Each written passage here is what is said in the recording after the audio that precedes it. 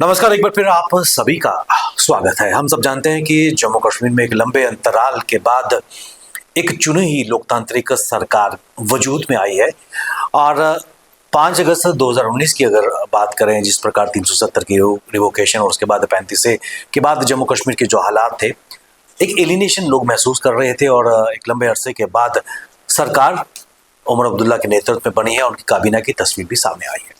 लेकिन इसमें कोई दो राय नहीं है कि चाहे हम भारतीय जनता पार्टी की बात करें, कांग्रेस की बात करें, नेशनल कॉन्फ्रेंस की बात करें, पीडीपी की बात करें, लेकिन इन सब के बीच कहीं ना कहीं इन चुनावों में एक सरप्राइजिंग एलिमेंट भी सामने आया है। और आम आदमी पार्टी की अगर बात करें, महराज मलिक की अगर बात करें, जो इस वक्त आम आदमी पार्टी के इकलौते एमएलए हैं जम्मू कश्मीर के डोडा से, उन्होंने जो जीत हासिल की है, उस जीत के क्या मायने हैं और खासकर एक पैठ, एक पकड़ जम्मू खित्ते में अगर आम आदमी पार्टी की बनी है तो उसके पीछे किन नीतियों से लोग प्रभावित हुए हैं। और जम्मू कश्मीर में खासकर अगर बात करें, जो पॉलिटिकल घटनाक्रम चल रहा है, लोगों की एक्सपेक्टेशंस इस चुनी हुई नवनिर्वाचित सरकार से क्या रहेगी, इन सब मुद्दों पर बात करने के लिए हमारे साथ आज कार्यक्रम में जुड़ चुकी हैं एडवोकेट अपू सिंह जी, जो स्टेट स्पोक्स पर्सन है आम आदमी पार्टी की। स्वागत है आपका। Thank you so much Vivek sir, thanks a lot. अब मुझे शुरुआत में आपसे करना चाहूंगा, एक स्टेप आम आदमी पार्टी ने जम्मू कश्मीर में अपना प्रभाव छोड़ा है। मैं आपसे स्पष्ट तौर पर जानना चाहूंगा, किन मुद्दों से प्रभावित होकर महराज मलिक ने, जो भी स्टॉलवर्स थे डोडा में, उनको पराजित किया और आम आदमी पार्टी ने अपनी एंट्री जम्मू कश्मीर के राजनीतिक परिदृश्य में की है। Thank you so much Vivek sir. I think आपने बहुत ही खूबसूरत प्रश्न पूछा और मुझे लगता है महराज मलिक की जो जीत है, आज मैं एक किताब पढ़ रही थी, it's called we the people by Nani Palkhivala. Palkhivala एक बहुत ही वरिष्ठ वकील रह चुके हैं, हिंदुस्तान के बहुत ही मानी वकील। बड़ी खूबसूरत किताब लिखी उन्होंने, वी द पीपल। अगर इस किताब को पढ़ेंगे तो उसमें वो यही लिखते हैं that the aspirations of the people decide the future of any country. तो एस्पिरेशंस जो है लोगों की, ये फुलफिल करेंगे महराज मलिक और इन्हीं एस्पिरेशंस को फुलफिल करने के लिए लोगों ने उनको अपना मैंडेट दिया। आपके प्रश्न का मैं जवाब दूंगी। देखिए, महराज मलिक की जो जीत है, it speaks volumes about the fact that the people of Doda have voted for courage, the people of Doda have voted for integrity, and the people of Doda have voted for change. माननीय प्रधानमंत्री हमेशा development की बात करते हैं, developmental change की बात करते हैं, मगर उनके जो वहां पे जिनको उन्होंने मैंडेट दिया था भाजपा ने, वो ओपनली कहते हैं that it was the election is about Hindu versus Muslim. It is not about development. लोगों ने शायद उनको अपना मत बता दिया। देखिए, इलेक्शन एक प्रतिस्पर्धा है। At the end of it the best man has to win. मगर कौन इसको बेस्ट बनाता है? लोगों का मैंडेट इसको बेस्ट बनाता है। महराज की एंट्री डोडा में बहुत ही वॉसिफरस स्टेटमेंट है इस चीज को लेके कि कहीं ना कहीं ultimately it is the people who will decide the future of a specific place. तो लोगों ने महराज का फ्यूचर ही नहीं डिसाइड किया, उन्होंने अपना फ्यूचर डिसाइड किया है महराज के जरिए। इसी के साथ विवेक सर, एक चीज हमें समझनी होगी before I come down to the concept of the Aam Aadmi party, कि आम आदमी पार्टी की कौन सी ऐसी नीतियां थी जिससे डोडा के लोग प्रभावित हुए। मगर उसके पहले मैं कुछ एक दो पॉइंट्स आपके समक्ष रखना चाहूंगी। देखिए, सबसे पहले तो मैं एनसी उमर अब्दुल्ला जी को मुबारकबाद देना चाहूंगी that he is the first chief minister of the union territory of Jammu and Kashmir. ये जो स्किज्म है, political schism, the rift between the Jammu province and the Kashmir division, that has to go. और इस पे मुझे पूरा विश्वास है कि उमर साहब इसके लिए काम करेंगे। And the bonhomie, the friendship has to be develop between both the regions. देखिए, एक कविता है जो मैंने आज ही सुबह देखी, उस कविता का नाम है तेरे राजा ने तुझे क्या दिया। तेरे राजा ने तुझे क्या दिया? क्या तेरे राजा ने तुझे खाना दिया? तेरे राजा ने तुझे बिजली दी? तेरे राजा ने तुझे पानी दिया? क्या तेरे राजा ने तुझे वो बेसिक उपलब्धियां जिसके जो तुम्हें मिलनी चाहिए थी, जो बेसिक उपलब्धियों की जो वो बात करता था, क्या वो तुम्हें प्रोवाइड करी? देखिए, लोगों के इलेक्शन दौरान हमने पूछा कि हमारे राजा ने हमें क्या दिया। अल्टीमेटली लोगों ने इस पॉलिटिकल फीवडम को रैप अप किया, लोगों ने अपना मैंडेट दिया। अब लोगों की एक्सपेक्टेशन रहेगी कि जो भी वादे, जो भी नीतियां सरकार ने, जिन भी पॉलिटिकल पार्टीज ने अपनी अपनी नीतियां, अपने अपने मैनिफेस्टो सामने रखे, अब उसको पूरा करने का टाइम है। और भाजपा के लिए तो ये एक बहुत ही बुरा दौर है, क्योंकि कहीं ना कहीं उनकी जो पूंजीवादी लोकतंत्र था उसकी हार हुई है। और बड़ी किसी ने मुझे व्हाट्सएप पे बड़ी खूबसूरत शायरी लिखी थी। उन्होंने कहा कि तेरा तेरा इश्क जो है वो विधानसभा चुनाव जैसा निकला, हवा तो मेरी थी मगर रुझान किसी और का निकला। तो यही कुछ हो गया भाजपा के साथ। तो देखिए, अब उमर अब्दुल्ला साहब के लिए बहुत ही इंपॉर्टेंट टाइम है। It is a time to fulfil the aspiration of people, जो भी उन्होंने वादे करे हैं, जो भी मंशाएं लोगों की हैं, जिसके लिए लोगों ने उनको वोट दिया, अब उसे पूरा करने का टाइम है। Coming down to the second part of your question कि आम आदमी पार्टी को लोगों ने डोडा में वोट क्यों दिया।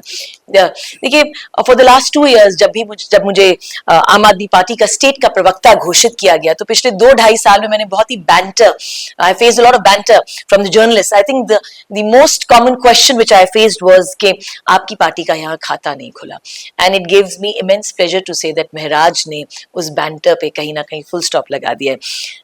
लोगों ने आम आदमी पार्टी के इस कैंडिडेट को क्यों वोट दिया? लोगों ने बदलाव को वोट दिया। आम आदमी पार्टी की नीतियां, चाहे वो एजुकेशन को लेके हो, बिजली को लेके हो, हेल्थ केयर को लेके हो, मोहल्ला क्लिनिक्स को लेके हो, मेडिसिन को लेके हो, डेली वेजेस की रेगुलराइजेशन को लेके हो, इन सब को देखते हुए लोगों ने देखा आम आदमी पार्टी ने दिल्ली और पंजाब में किस तरह से काम किया, और उसी के बेसिस पर लोगों ने उनको यहाँ वोट दिया।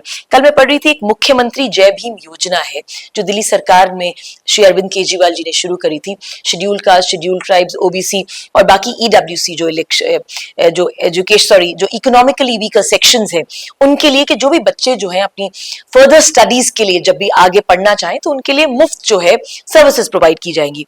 देखिए, इन सभी मुद्दों को नजर रखते हुए I think all these aspects were considered, and that is why Doda की जनता ने ये डिसाइड किया कि बहुत हो गया खेल religion versus religion, now it was time for development. माननीय प्रधानमंत्री भी जो हैं बार बार आम आदमी पार्टी को कहते हैं कि ये फ्रीबीज की पार्टी है, ये जिसे कहते हैं जुमलों की पार्टी है, ये एक धोखाधड़ी की पार्टी है, और हम पे लांछन तो लगाए हुए उन्होंने regarding the excise policy, but we can not negate the fact कि जब डोनाल्ड ट्रंप जैसे दिग्गज नेता जो वर्ल्ड लेवल पे इतनी इंपॉर्टेंट था, पिविटल प्लेस जिनका है, जब वो कहते हैं that I am cutting short the electricity bills, you know I am going to see to it that the electricity rates in US are cut by half, तो कुछ तो सही किया है आम आदमी पार्टी ने। That perhaps is the reason that the people of Doda decided this time to vote for the Aam Aadmi party.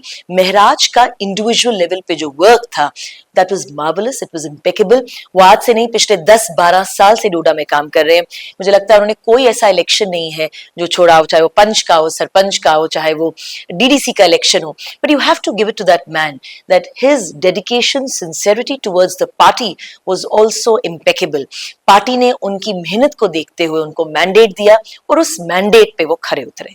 दो चीजें मैं आपसे जानना चाहूंगा अबू जी। एक तो महराज मलिक इस वक्त आम आदमी पार्टी का एक यहाँ पर स्तून बन चुके हैं, एक रैलिंग पॉइंट, जितने भी उनके आम आदमी पार्टी के आपके कार्यकर्ता हैं उनको एज ए रोल मॉडल देखने हैं। क्या कारण वजूहत रही है कि आम आदमी पार्टी चाहकर भी अपने कैंडिडेट्स खासकर विधानसभा इलेक्शंस में पूरी तरह नहीं ला पाई थी इन इलेक्शंस में, और दूसरा बाकी जगह पे ऐसे परिणाम क्यों नहीं आए आम आदमी पार्टी के लिए? देखिए, आपने बड़ा खूबसूरत प्रश्न मुझसे पूछा कि आम आदमी पार्टी ने आफ्टर ऑल सेकंड और थर्ड लिस्ट क्यों नहीं निकाली। देखिए, इनिशियली जब हमारे इलेक्शन इंचार्ज, हमारे प्रभारी जनाब इमरान हुसैन यहाँ पे आए, तो इन्होंने एक प्रेस कॉन्फ्रेंस करी श्रीनगर में, जहाँ पे उन्होंने अनाउंसमेंट किया that we will be contesting these elections. एक प्रेस कॉन्फ्रेंस उन्होंने जम्मू में आकर करी, but he was not very clear as to how many seats we'll be contesting. देखिए, इनिशियली जब हमारी बातचीत हुई तो कहीं ना कहीं ये सबके दिमाग में था कि हम 90 से 90 सीटों पर लड़ेंगे, but you have to give it to the Aam Aadmi Party. Vivek sir, हम एक स्टार्टअप पार्टी हैं, इट्स जस्ट बीन 10-11 years। वो फूक फूक के हमने कदम रखने हैं। भाजपा ने हमें किस ढंग से क्या हमारा हाल किया है दिल्ली में सरकार किस ढंग से श्री अरविंद केजरीवाल जी चला रहे हैं, ये केजरीवाल जी ही जानते हैं और उनकी पूरी कैबिनेट जानती है। देखिए, initially when the first list came out, हमने कांग्रेचुलेट किया सभी 7 जिनको मैंडेट होल्डर्स को कि अब आप अपना काम करेंगे। The second and the third list had to be out. अब 2 प्रॉब्लम्स हुई इसमें। पहले कि सेकंड एंड थर्ड लिस्ट बिना अरविंद केजरीवाल जी की क्लियरेंस की नहीं निकल सकती थी, और ये सब जानते हैं कि जब सेकंड या थर्ड लिस्ट निकलनी थी, at that point of time Shri Arvind Kejriwal ji ही वाज इन द जेल। तो उसमें भी कुछ टेक्निकल एरर्स थे जिस वजह से वो सेकंड थर्ड लिस्ट नहीं आउट हुई। तीसरा, संजय सिंह जी ने एक बड़ा खूबसूरत अनाउंसमेंट किया था इन द स्टेडियम ऑफ डोडा। उन्हें कहा कि अर्थी उठाने के लिए 4 कंधे काफी हैं।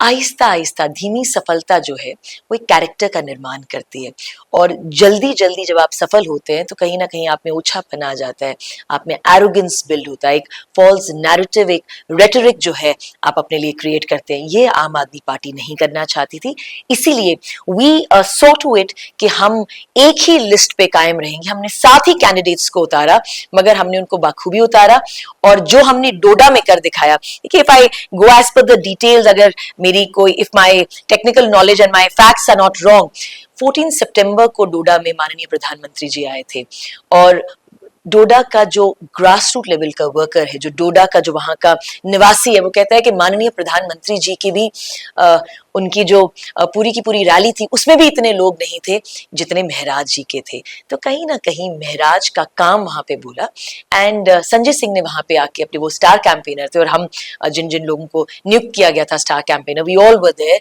और हमने शायद वही भांप लिया था कि आवाम क्या चाहती है। तो माननीय प्रधानमंत्री जी के लिए एक मैसेज चला गया था that the heart of the people of Doda it lies with Mehraj Malik, और 8 अक्टूबर को इन्होंने वो ये क्लियर कर दिया। इसमें कोई दो राय नहीं कि एक बड़ी सफलता आम आदमी पार्टी को जम्मू कश्मीर में मिली है। सरकार का गठन हो चुका है, जिस तरह आपने शुभकामनाएं उमर अब्दुल्ला साहब को भी दी हैं, और काबीना की जो तस्वीर सामने आई है किस नज़रिए से देखते हैं? क्योंकि पीर पंचाल की अगर बात करें, सुंदर चौधरी डिप्टी सीएम और कैबिनेट मंत्री, वहाँ पर जावेद राणा गुज्जर नेता, कदावर नेता है, उसके अलावा आज़ाद उम्मीदवार सतीश शर्मा, मदनलाल शर्मा जी के पुत्र, खुद एक लिगेसी उनकी वहाँ रही है कश्मीर में, सकीना हैदू और जावेद डार साहब वहाँ से उन्होंने मंत्री बना है। किस नज़रिए से इस डिवीजन ऑफ पोर्टफोलियो को आप देखती हैं? देखिए, शेरे कश्मीर इंटरनेशनल कन्वेंशन सेंटर में आई थिंक ओथ हुई लेट 1970s में। ये जो सेंटर था ये बनाया गया था, and if I am not mistaken the architect was an American, his name was Joseph Stein और Stein, how you pronounce it. उन्होंने India habitat centre, India international centre ही बनाया। जोसेफ स्टीन या स्टाइन जब वो बना रहे होंगे, उन्होंने ये नहीं सोचा होगा कि ये जो SKICC है इसकी कितनी प्रोमिनेंस रहेगी। देखिए, 2019 को आप याद करिए, there was a time when this was centre was used as a subsidiary jail for these regional leaders, और अब 16 को वहां पे ओथ हो रही थी। देखिए, दी 87 lakh voters of Jammu and Kashmir, उन्होंने अपना मैंडेट डिसाइड किया, NC को उन्होंने अपना मैंडेट दिया, अपना बहुमत जिस तरीके से बड़ी खूबसूरती से दिया। अब नेशनल कॉन्फ्रेंस का भी जो मेन मुद्दा रहा, उन्होंने कहा कि हमने स्टेटहुड जो है वो रिस्टोर करना है। We are grateful to the honourable supreme court के इलेक्शंस हुए, किस ढंग से प्रेसिडेंट रूल जो है रिवोक हुआ। LG की पावर्स पे हम बाद में आएंगे, मगर अब मैं आपके प्रश्न पे आती हूँ कि अल्टीमेटली ये इलेक्शन किस ढंग से डिफरेंट रहा। एक तो 10 साल के अंतराल के बाद आपने यहाँ पे इलेक्शन कराए, all thanks to the honourable supreme court of India. अगर वहाँ का प्रेशर नहीं होता तो मुझे नहीं लगता कि जम्मू कश्मीर में इलेक्शंस होती। मगर ये इलेक्शन जो है भाजपा के लिए एक आई ओपनर है। Look at the permutation combinations of this election. Number 1, Surendra Chaudhary जो डिप्टी सीएम बने पीर पंजाल रीजन से, I think he is created history. ये दर्शाता है that it is time to bridge the gap.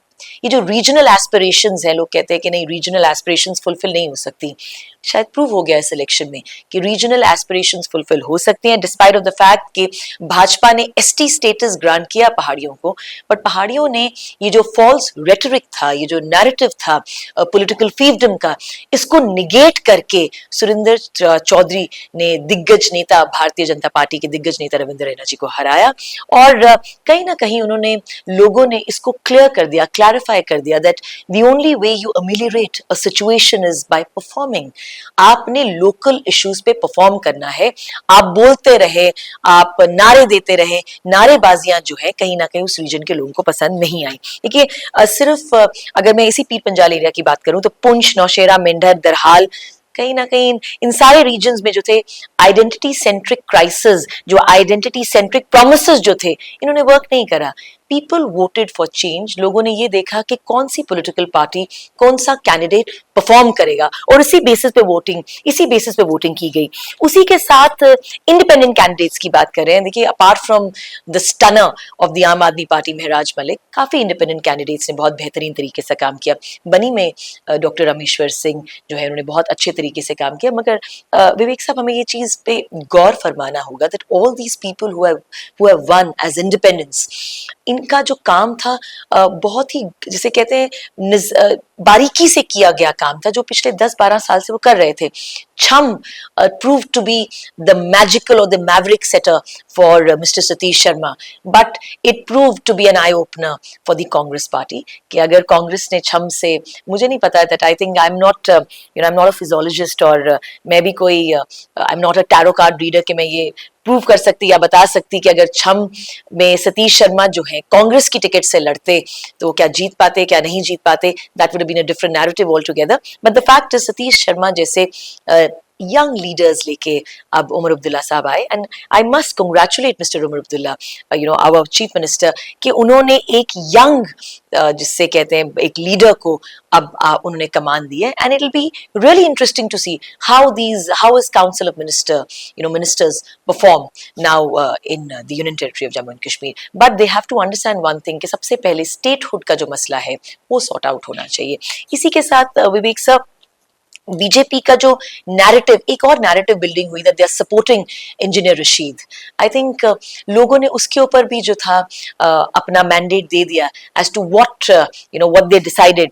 कहीं ना कहीं एक मन में मन थोड़ा दुखी भी है कि क्या जम्मू प्रोविंस नहीं समझ पाया that what the abrogation of 370 has done to Jammu province. बहुत सारी चीजें हैं जो शायद जम्मू प्रोविंस नहीं समझ पाया। कश्मीरीज इसमें बहुत इंटेलिजेंट रहे। दे somehow voted for a political party जहां उन्हें लगा will perform, and they voted for a political party जहां उनको लगा that they will create a huge bonhomie between the local public and between the rulers. तो ये चीज थी। इंजीनियर रशीद का आपने जिक्र किया, उसके अलावा जमात के जो आज़ाद उम्मीदवार खड़े हुए थे, क्योंकि बैन पर लगा हुआ था, खाली लंगेट से इंजीनियर रशीद के भाई जीते हैं और बाकी तस्वीर जो है कुछ और बयां कर रही है। लेकिन एलजी की पावर्स की अगर बात करें, दिल्ली की एग्जाम्पल हमारे सामने, और जब अरविंद केजरीवाल जी डोडा आए थे उन्होंने उस चीज़ को भी उजागर किया था। कितना महत्वपूर्ण होगा एक बैलेंसिंग एक्ट, और चुनौती रहेगी उमर अब्दुल्ला के लिए इस सेटअप में एक केंद्र शासित प्रदेश के मुख्यमंत्री होने के नाते, जिसका जिक्र अरविंद केजरीवाल जी ने भी किया। देखिए अरविंद केजरीवाल जी ने वहां पे उमर अब्दुल्ला को एक आई थिंक एक एडवाइस दी। उन्होंने कहा कि जब भी आपको मुश्किल आए सरकार चलाने में तो आप हमें जरूर कांटेक्ट करिएगा, बिकॉज हम तो वी आर, जिसे कहते हैं, we are veterans veterans in dealing with the lieutenant governor. देखिए एलजी की यहाँ पे दो एस्पेक्ट्स है। पहले हम एक एस्पेक्ट पे बात करते हैं, the 5 MLA nomination. That's the first thing that we'll talk about. मैं आपके माध्यम से लोगों तक ये पहुंचाना चाहूंगी कि पहले ये मैटर जो थी कांग्रेस लेके गई टू द सुप्रीम कोर्ट। क्या इशू है एलजी का? एलजी साहब 5 लोगों को नॉमिनेट करेंगे, 5 MLAs को। अब वो किस ढंग से नॉमिनेट करेंगे, उसका क्या परमुटेशन कॉम्बिनेशन होगा, वो तो टाइम बताएगा। But many political parties felt that this is not the prerogative of the lieutenant governor to decide as to who the nominated members should be. देखिए एक एलजी कैसे, there is no upper house in Jammu and Kashmir. हमारे पास वही एक assembly है, council तो है नहीं। काउंसिल होती, नॉमिनेशंस होती, बात अलग थी। मगर किसका ये who has the right to nominate the members, who's given LG the powers? अब ये डिसाइड करने के लिए they went ahead with a petition to the Honorable Supreme Court of India. Supreme Court of India ने इसको reject किया। उन्होंने कहा नहीं, आप पहले अपनी ऑल्टरनेटिव रेमेडी जो है उसे एग्जॉस्ट करके आइए, you must go to the honourable high court. अब हाई कोर्ट में एक स्पेशल डिवीजन बेंच का गठन किया है हमारे माननीय chief justice of the high court ने, जस्टिस ताशीर आफस्तान। अब ये नेक्स्ट वीक लगेगा। इसमें एक ही इशू वो डिसाइड करेंगे। The Congress has taken this petition ahead by stating that the complete concept of bringing in these 5 nominated MLAs goes against the ethos of the Constitution. ये ultra वायरीज है basic structure of the Indian constitution के. इस point के ऊपर जो थी अब ये डिसाइड होगा. अल्टीमेटली हाई कोर्ट का क्या डिसीजन रहेगा वो तो टाइम ही बताएगा. This was regarding the 5 MLAs. Now coming down to the LG's second googly. अब जो हमारा स्टेट रीऑर्गेनाइजेशन एक्ट था उसमें वो एक कुछ अमेंडमेंट लेके आए. उन्होंने डिसाइड किया कि आप एलजीज की कुछ इंपॉर्टेंट पावर्स दी जाएंगी. सबसे पहले एलजी ने रखा कि आपके पास सर्टेन सिक्योरिटी के कुछ इश्यूज एलजी साहब के पास रहेंगे, फाइनेंस के उनके पास रहेंगे, कुछ अपॉइंटमेंट्स उनके पास रहेंगी. So LG is a very powerful man. Apart from that matters with regard to public order, matters with regard to this with there also with the माननीय लेफ्टिनेंट गवर्नर साहब. एक और चीज है कि मान लीजिए चीफ मिनिस्टर की जो कैबिनेट है, they want to come up with certain they come up with certain order. उसके लिए भी आपको एलजी का अप्रूवल लेना पड़ेगा. It is going to be it's not going to be an easy walk for Mr. Umar Abdullah. ये उनके लिए कहीं ना कहीं जो है एक डिफिकल्ट जर्नी रहेगी, क्योंकि इन सारी अमेंडमेंट्स को मद्देनजर रखते हुए एक मैसेज तो क्लियर कर दिया माननीय एलजी साहब ने, that I am going to be the kingmaker. मगर वो ये नहीं जानते कि जब हम किताबें पढ़ते हैं वी द पीपल, तो उसमें ये क्लियर हो जाता है that it is not the Lieutenant Governor who's going to call the shots. It is the people who's going to call the shots. So Umar Abdullah साहब के लिए difficult जरूर होगा, but I guess they are going to cooperate. LG को भी कहीं ना कहीं cooperate करना पड़ेगा. मुझे माननीय अदालतों पे भी जो है बहुत I repose a lot of faith in them. तो वो भी कहीं ना कहीं एक अच्छा decision लेंगी. And let's hope for the best. And I hope this whole journey of running a democracy in Jammu and Kashmir it becomes a cakewalk for Mr. Umar Abdullah. Statehood का आपने यहाँ पर जिक्र किया, और अभी 2 दिन पहले ही कश्मीर के एक एकेडमिशियन और एक और सोशल एक्टिविस्ट ने माननीय सुप्रीम कोर्ट में एक पेटिशन फाइल की है और उनसे ये डिमांड की है कि जिसको एंटरटेन भी कर लिया गया है, और ये भी कहा जा रहा है कि 10 नवंबर से पहले जो डेट निकल के आ रही है उससे पहले कहीं ना कहीं तस्वीर साफ. They've given a time frame to those उन्हें टाइम फ्रेम दिया है उसको लेके. And statehood is important. मुझे लगता है अगर देखिए I not get into the nitty-gritties of the historical fact of Jammu and Kashmir. Jammu and Kashmir एक बहुत ही खूबसूरत रियासत रही है. We been a state and we have a very glorious history. Now it is paramount for us to protect this history. अगर हमें अपनी हिस्ट्री को संभाल के नहीं रख पाए तो फिर कौन रखेगा. एंड जिस दिन हमें डेनिग्रेट किया गया to a union territory, that was a game changer. तो मुझे लगता है सबसे जरूरी होगा इस वक्त स्टेटहुड का रेस्टोरेशन. और एक जिसे कहते हैं एक रेजोल्यूशन भी मूव किया है उमर अब्दुल्ला साहब ने, जिसमें स्टेटहुड इज पैरामाउंट. और अब देखना ये भी जरूरी होगा कि किस तरह से सुप्रीम कोर्ट जो है स्टेटहुड के मसले को सॉल्व करेगी, because supreme court has given a statement that within a specific time period this shall be decided. So I think I have full faith in the judiciary of this country. So I am sure statehood will be restored to us as soon as possible. Jammu Kashmir की 2 political parties, एक तो INDI alliance का हिस्सा भी है कांग्रेस की अगर बात करें, उसका प्रदर्शन उतना अच्छा नहीं रहा जितनी एक्सपेक्ट कर रही थी. किस नजरिए से उसको देखते हैं, और खासकर पीपल्स डेमोक्रेटिक पार्टी 3 उम्मीदवारों तक सिमटते, 3 एमएलए तक सिमटती हुई नजर आ रही. देखिए मुझे लगता है पीपल्स डेमोक्रेटिक पार्टी की, I am just giving my political anecdote. I am just giving you a generalized opinion. I am not, मेरी बात जो है I am not the Supreme Court. So ऐसा नहीं है कि मेरी बात का एक प्रेसिडेंस होगा, but at the end of it if we look at the political anecdotes, PDP मुझे लगता है लोगों ने आज भी शायद उनको माफ नहीं किया है फॉर द पॉलिटिकल गिमिक बोल लीजिए, और for the political blunder which they committed with the BJP. उस ब्लंडर का खामियाजा जो है, the ramifications of that blunder they had to face in these assembly elections. Coming down to the Congress, देखिए कांग्रेस ने भी कुछ बड़े ही ludicrous decisions लिए. At the end of it, certain candidates which could have been selected वो properly select नहीं किए गए, और इसका खामियाजा कांग्रेस को जो है उठाना पड़ा इस assembly election में. देखिए मैं हमेशा कहती हूँ दैट पॉलिटिक्स कैनॉट, पॉलिटिक्स में आप जो फीफडम शब्द है उसको हटा दीजिए. Politics is you cannot treat politics as a profession. You have to treat politics as a service. अगर आप मेरा पर्सनल ओपिनियन लें तो मैं हमेशा ये कहती हूँ कि let's say somebody wins an election, he gets a chance to serve the people for a period of 5 years. तो एमएलए साहब ने आके 5 साल अपना काम कर लिया, और अगर वो मंत्री बन जाते हैं, उनका काम बहुत ही खूबसूरत है, तो उनको लोग 5 साल और दे देते हैं, then I think there should be a rotation. आपने यहाँ पे आना है, अपनी परफॉर्मेंस देनी है, and then you have to move on. Congress की गलती ये रही दैट उनके कुछ दिग्गज नेता जो है वो अपनी कुर्सियां नहीं छोड़ना चाहते थे। You have to give new faces a chance. देखिए, I have to give it to mister Satish Sharma. लोग बोलेंगे वो भी तो पॉलिटिकल नेपोटिज्म है। Of course mister Satish Sharma comes from a political background. उनके पिताजी ने बहुत ही जिसे कहते हैं एक बड़ा ही खूबसूरती से काम किया ही, बड़े ही गूढ़ ज्ञानी प्रूडेंट वो एक नेता रहे। But you have to give it to Satish Sharma that he also had it in him. He worked meticulously, he worked assiduously, and he took his father's legacy ahead. अगर अपने पिता की आप लेगेसी आगे लेके जाते हैं अपने अपने कर्मठ नजरिए से, तो उसको मैं नेपोटिज्म नहीं कहूंगी। I think that would be class. तो इसी ढंग से कांग्रेस को कुछ ऐसे नए चेहरे लाने चाहिए थे। काफी लोग वेट कर रहे थे मैंडेट का। We wanted to see some new young faces. मैं नहीं कहती कि कुछ दिग्गज नेता, रमन भल्ला जी बहुत दिग्गज नेता रहे हैं, चौधरी लाल सिंह बहुत दिग्गज नेता रहे हैं, but Chaudhary Lal Singh has to be grateful to the people that at the end of it people gave him 28 years of glorious political life. So I think maybe people wanted certain change. EVM पे मैं नहीं जाऊंगी कि EVM में कुछ गड़बड़ हुई या नहीं, because the chief election commissioner has very beautifully said it that EVMs are robust. They have performed their task well. मगर कांग्रेस की दो गलतियां रही मुझे लगता है इस चुनाव में. They should have given new faces a certain chance. Number 2, internal politics को वो देख नहीं पाए. और number 3, the way Congress campaigned in this election was not very glorified. लग ही नहीं रहा था कि एक असेंबली इलेक्शन चल रहा है. मुझे ऐसा लग रहा था कि कोई स्कूल का हेड गर्ल या हेड बॉय का इलेक्शन चल रहा है. You know, election is about campaigning. Election is about smart work. That kind of work, electoral work. I guess Congress failed at doing that. और उसके खामियाजे इनको भोगने पड़े. But having said that, let's look at the glorious picture. Let's look at the positive picture. The India Alliance performed well, and we definitely gave BJP a tough fight here.